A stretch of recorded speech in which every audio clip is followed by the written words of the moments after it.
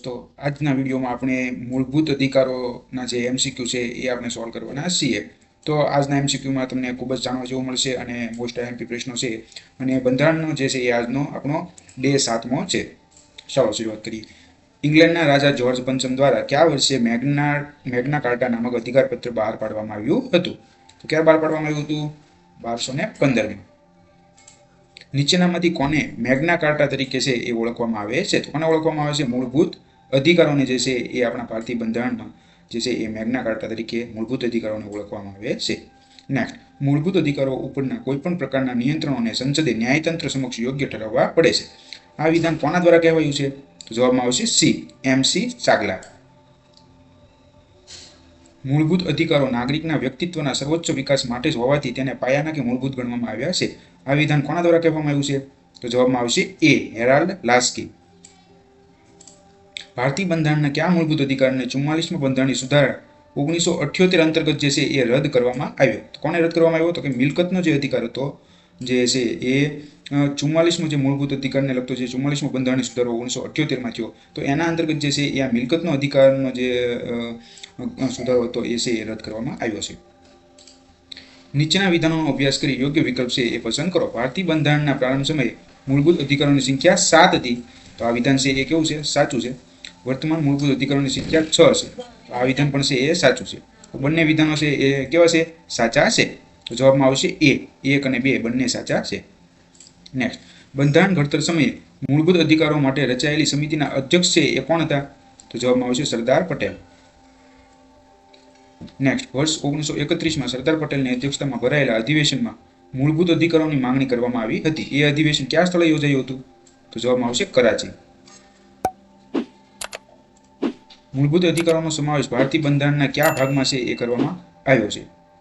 તો મૂળભૂત અધિકારોનો સમાવેશ છે ભારતીય બંધારણના ભાગ 3માં છે એ કરવામાં આવેલો છે. નેક્સ્ટ, કાયદાની સમક્ષ સમાનતા અને કાયદાનું સમાન રક્ષણની જોગવાઈ ભારતીય બંધારણના કયા અનુચ્છેદ અંતર્ગત છે? જવાબમાં આવશે અનુચ્છેદ 14. બંધારણીય ઇલાજોનો અધિકાર ભારતીય બંધારણના કયા અનુચ્છેદમાં છે એ જોવા મળે છે? તો બંધારણીય ઇલાજોનો અધિકાર છે એ ભારતીય બંધારણના અનુચ્છેદ 32માં છે એ જોવા મળે છે. કાયદાનું સમાન રક્ષણનો સિદ્ધાંત ભારતીય બંધારણના કયા દેશના બંધારણમાંથી પ્રેરણા લઈને છે એ લેવામાં આવ્યો છે?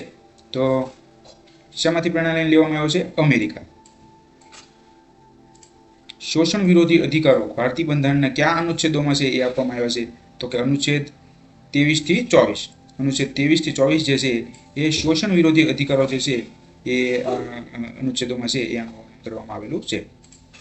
6 થી 14 વર્ષના બાળકોને શિક્ષણ મેળવવાનો અધિકાર ભારતીય બંધારણના કયા અનુચ્છેદમાં છે એ સમાવવામાં આવ્યો છે? દોસ્તો આ મોસ્ટ આઈએમપી છે અને ખાસ યાદ રાખવાનું છે કે આમાં જવાબ આવશે અનુચ્છેદ 21A. તો અનુચ્છેદ 21A છે એ કોની સાથે સંકળાયેલું છે? તો કે 6 થી 14 વર્ષના જે બાળકો છે એને શિક્ષણ મેળવવાનો અધિકાર છે એ આ અનુચ્છેદથી છે એ સુનિશ્ચિત કરવામાં આવેલો છે. નેક્સ્ટ, કાયદા સમક્ષ સમાનતા. કાયદા સમક્ષ સમાનતાનો સિદ્ધાંત છે ભારતીય બંધારણમાં કયા દેશના બંધારણમાંથી પ્રેરણા લઈને છે એ લેવામાં આવ્યો છે? તો શું આવશે જવાબમાં? ઇંગ્લેન્ડ. નેક્સ્ટ, નીચેના વિધાનોમાંથી અયોગ્ય વિધાન છે એ પસંદ કરવાનું છે. અયોગ્ય વિધાન છે એ પસંદ કરવાનું છે. તો કોઈ પણ આરોપીની ધરપકડ કરતી વખતે તેનું કારણ બતાવવું જરૂરી છે. તો આ સાચું છે. ધરપકડ કરવા કોઈ પણ વ્યક્તિની જ્યારે ધરપકડ કરવી હોય અને પોલીસ તમને પકડવા આવે તો એનું કારણ છે એ તમારે બતાવવું જરૂરી છે. આમને તે વ્યક્તિની ધરપકડ થઈ શકે નહીં. એટલે આ વિધાન અયોગ્ય નથી પણ શું છે? સાચું છે. તો આ જવાબમાં આ નહીં આવે. આરોપીને પસંદગીના વકીલની સલાહ લેવાનો અધિકાર છે. તો આ પણ સાચું છે. આરોપની ધરપકડ કર્યા પછી અવર જવરના સમયને ગણીને 24 કલાકમાં ન્યાયાધીશ સમક્ષ રજૂ કરવો જરૂરી છે. તો આ વિધાન છે ને એ ખોટું છે.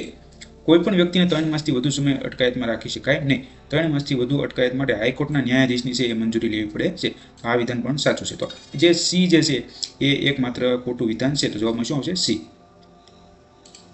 બાળ મજૂરી ઉપર પ્રતિબંધ દર્શાવતો અધિકાર છે એ કયા અનુચ્છેદમાં છે એ દર્શાવવામાં આવેલો છે? તો અનુચ્છેદ 24 જે છે એ બાળ મજૂરી ઉપર શું કરે છે? પ્રતિબંધ છે એ કરે છે. તો કોઈ પણ જગ્યાએ જો બાળમજૂરી થતી હોય ને આપણે બંધારણના નિયમ અંતર્ગત જો એને પ્રતિબંધિત કરવી હોય તો અનુચ્છેદ 24નો છે એ આપણે સહારો છે એ લેવો પડે છે. શીખ ધર્મના લોકોને કિરપાણ સાથે રાખવાની જોગવાઈ ભારતીય બંધારણના કયા અનુચ્છેદમાં છે? તો અનુચ્છેદ 25માં. તો કિરપાણ તો દોસ્તો તમને ખબર છે ને, એક પ્રકારનું જે શીખ ધર્મના જે છે એ ધર્મ સાથે સંકળાયેલું એક પ્રકારનું હથિયાર છે જે શીખ ધર્મના લોકો છે એ પોતાની સાથે રાખતા હોય છે. તો અનુચ્છેદ 25માં છે એ શીખ ધર્મના લોકોને આ કિરપાણ નામનું જે છે એ સાધન સાથે રાખવાની છે એ જોગવાઈ કરવામાં આવેલી છે. ધાર્મિક સ્વતંત્રતાનો અધિકાર ભારતીય બંધારણના કયા અનુચ્છેદમાં છે એ આપેલો છે? તો અનુચ્છેદ 25 થી 28માં જે છે એ ધાર્મિક સ્વતંત્રતાનો અધિકાર છે એ આપવામાં આવેલો છે. ભારતીય બંધારણમાં સાંસ્કૃતિક અને શૈક્ષણિક અધિકાર કયા અનુચ્છેદમાં છે? તો અનુચ્છેદ 29 થી 30. ભારતીય બંધારણના કયા અનુચ્છેદ અંતર્ગત હાઈકોર્ટને રીટ જાહેર કરવાની સત્તા છે? તો અનુચ્છેદ 226 અંતર્ગત જે છે એ ભારતીય બંધારણના 226 અનુચ્છેદ અંતર્ગત હાઈકોર્ટ છે એ રીટ છે એ જાહેર કરી શકે છે. ભારતીય બંધારણના કયા અનુચ્છેદ અંતર્ગત સુપ્રીમ કોર્ટ જે છે એ રીટ જાહેર કરી શકે છે? તો એમાં શું આવશે? 32. જો સુપ્રીમ કોર્ટ કહે ને તો આવશે 32, પરંતુ જો હાઈકોર્ટ કહે તો એમાં શું આવશે? 226. તો આ ખાસ યાદ રાખજો. હાઈકોર્ટ જે છે એ ભારતીય બંધારણના 226 અનુચ્છેદ અંતર્ગત જે છે એ હાઈકોર્ટને આ સત્તા મળેલી છે, પરંતુ સુપ્રીમ કોર્ટને જે સત્તા મળેલી છે એ ક્યાં અનુચ્છેદ અંતર્ગત મળેલી છે? તો કે 32. તો એમાં કન્ફ્યુઝન ન થાય એ ખાસ યાદ રાખજો. ભારતીય બંધારણના રીટનો ખ્યાલ જે છે એ કયા દેશના બંધારણમાંથી લેવામાં આવ્યો છે? તો શું આવશે જવાબમાં? ઇંગ્લેન્ડ. નેક્સ્ટ, સર્વોચ્ચ ન્યાયાલય કે વડી અદાલત કેટલા પ્રકારની રીટ છે એ જાહેર કરી શકે છે? તો શું આવશે જવાબમાં? સી, 5. 5 પ્રકારની રીટ છે એ સુપ્રીમ કોર્ટ હોય કે વડી જે હાઈકોર્ટ હોય કોઈ પણ રાજ્યની, તો એ 5 પ્રકારની રીટ છે ને એ જાહેર કરી શકે છે. પ્રતિષેધનો ઉદ્દેશ શું છે? તો પ્રતિષેધનો ઉદ્દેશ શું છે? એકવાર આ 4 વાક્યો તમારે વાંચવા પડશે. તો શું છે ઉદ્દેશ? બી જવાબ આવશે. ન્યાયાલય દ્વારા તેની તાબાની અદાલતો કે અધિકરણોને ન્યાયિક કાર્યવાહી ન કરવા છે એ જાહેર કરવામાં આવે છે. જ્યારે પણ આ પ્રતિષેધ નામનો જે છે એ ઓર્ડર કોર્ટ દ્વારા કરવામાં આવે ત્યારે ન્યાયાલય દ્વારા છે એની તાબાની અદાલત, મતલબ કે એની નીચેની અદાલતો જે હોય છે અથવા તો જે કોર્ટ હોય છે એને કોઈ પણ જે છે એ ન્યાયિક એક્શન ન લેવા છે એ જાહેર કરવામાં આવે છે. બંદી પ્રત્યક્ષીકરણનો ઉદ્દેશ શું છે? તો શું આવશે જવાબમાં? બંદી પ્રત્યક્ષીકરણનો ઉદ્દેશ શું છે? જવાબમાં આવશે ડી. કોઈ પણ વ્યક્તિને એવું લાગે કે પોતાને ગેરકાનૂની રીતે છે એ બંદી બનાવવામાં આવેલો છે તો તેની વિનંતી પર ન્યાયાલય છે એ આ રીટ બહાર પાડે છે.